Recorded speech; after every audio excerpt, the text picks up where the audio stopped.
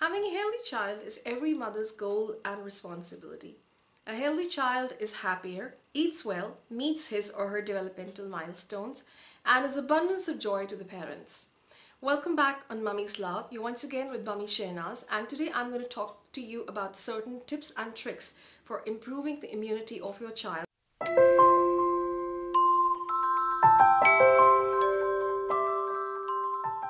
It's every parent's dream to have a child that seldom falls ill, has high immunity, and is able to fight all diseases around. I've been battling low immunity issues with my twins from the time they were like about a year or so, and it's only after a lot of effort that I've been able to bring back their immunity and nourish them back into health. In the process, I have learned a few valuable things that I will be very glad to share with other fellow moms today. I really wish somebody had told me these things a way back earlier. It would have certainly made my life much more easier as a mummy of two. You know, it can be really hard. When one falls ill, the other one automatically goes ill. Nevertheless, I've decided to share these pearls of wisdom with all you friends out there. Apart from these tricks, I'm also going to share with you some age-old secret home remedies for regular routine issues that you continue to face, but that can certainly lead to more complicated problems if not addressed in a timely manner. I hope you enjoy this video. Before I get started on the tips, please take a quick moment to subscribe to my channel and don't forget to hit the like button if you appreciate the information that's been shared with you. So here are my practical tips for having a healthy baby or toddler. Let's get started. Tip number 1. Most mothers don't know that a lot of babies undergo physiological anemia starting from the age of 3 months and onwards, and this is especially true for children who are not breastfed or who are bottle fed or on formulas.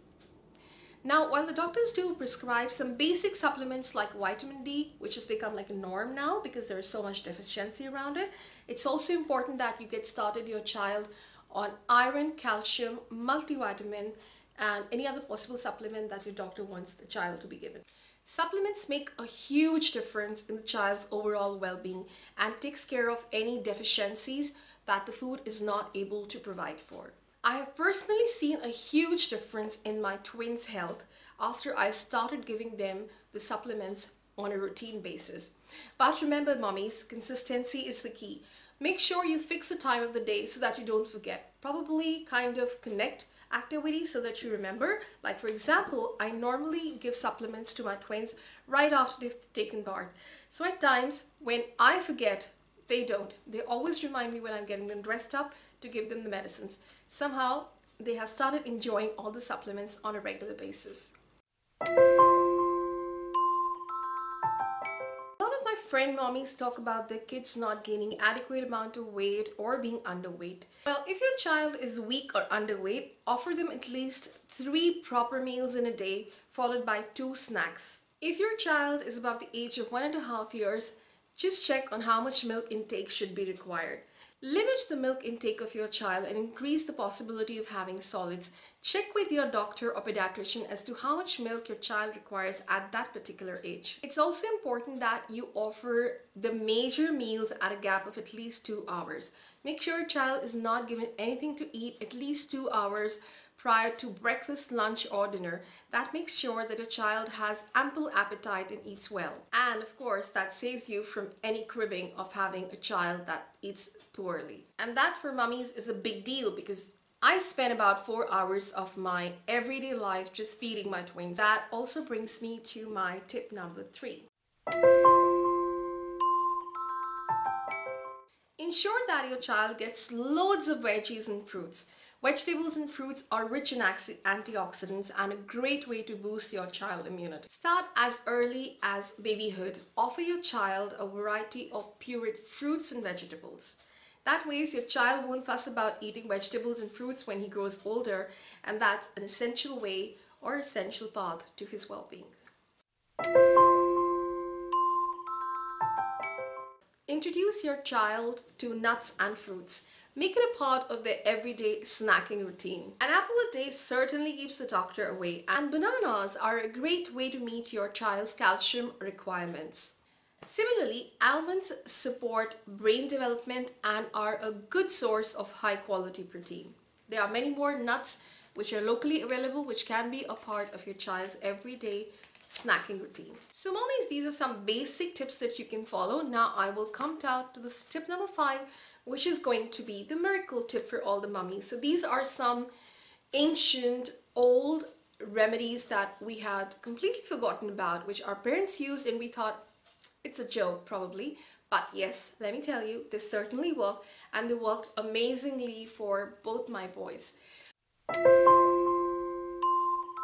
Well, a lot of these remedies can be easily made at home using regular day-to-day spices. We didn't know, but that's a fact and scientifically proven that a lot of spices that we use at home work wonders for not only your child's well-being but also well-being of any adult in your house. So I'm going to share a few quick home remedies that you should certainly try. They are totally foolproof, safe, and eventually your child will start loving it, and you are going to be really appreciative of the fact that these recipes are just part of their everyday routine. Your child will slowly adapt to these remedies, and it's just not the child, but as a mother, you will really feel the difference when you give it to them on a consistent basis. So if it's winter time and your child falls often sick, has a bad throat, congestion in the chest, or the running nose, a fantastic way to take care of all the three of them is to slightly roast a few pieces of peppercorns and cloves and grind them finely. Mix them in 1 tablespoon of honey, about 1 to 2 tablespoons of honey, just a pinch of it, and give it to them in about like 3 times a day. If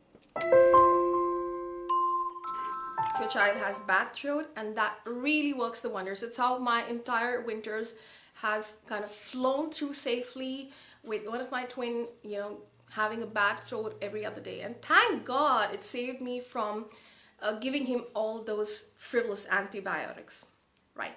So this tip number 2 is that if you live in a country that's really cold, or whatever part of India that you are, it's very cold, and your child falls sick often because of the cold, another great way to take care of that is to introduce an Indian spice called jaifal or nutmeg.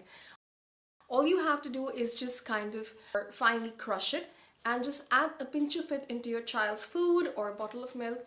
Do it on a regular basis and your child will never catch the cold. Another great way of improving your child's immunity, and that goes for all of us, is to introduce cinnamon to his or her food. A pinch of cinnamon does the trick. Cinnamon is scientifically known to be a superfood.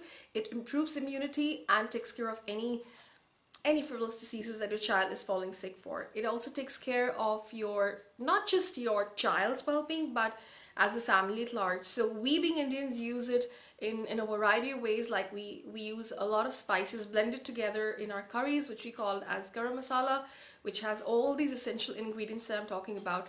And that's really a great way to introduce spices to your food and your child's food, and also help in improving your child's overall immunity and well-being. Another thing that we've known from ages is the use of the holy basil or tulsi leaves along with ginger juice mixed with honey to be perfect remedy for bad throat. It also works, and holy basil also works as a fantastic ingredient for taking care of any day-to-day immunity disorders in young people as well as babies. So you can have a plant of holy basil planted in your house. Use it as part of your tea. You can just break a little leaf of it and have it, or you can use it, you can just crush it and use the juice in whatever way you want to use. But that is the most foolproof, fantastic power food that we have totally ignored from years. So that also works, guys. Give it a try. Mummies whose children suffer from constipation regularly, it's not just only important to give them lots of water and fiber, but you can also try using asafoetida or hing in their food on a regular basis. A little bit of asafoetida, if mixed with water and applied over the navel or the belly, also relieves your child of bloating, gas, or any other constipation.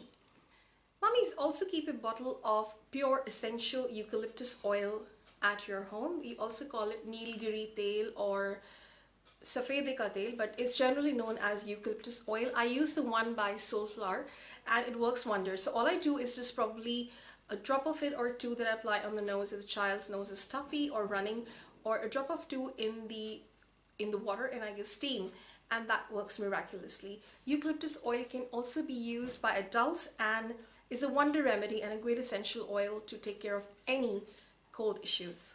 So these mummies are my day-to-day tips and tricks for having more healthy and high immunity babies. Well, for me, work is in still progress, and I can assure you that most of these have worked in my case. Well, I don't think there are any more complicated issues that we face than just the regular cough, cold, and low immunity challenges. I hope these tips and tricks, when utilized well, will take care of most of the issues that you're facing with your children. If you have any more interesting tips and tricks, don't forget to share it with the viewers. All you have to do is comment below, and we would love reading and sharing with others. I will see you soon in my next video, where I'm going to talk about what has kept me away from YouTube. You would have noticed that I've come back after a gap of about 2 to 3 months. Well, I had more priorities at my end, but you will see me more often now, and perhaps on a weekly basis. And not just that, we'll stay connected. Write to me or comment, and I will love to get back to you. We'll see you soon next time. Take care. Bye-bye.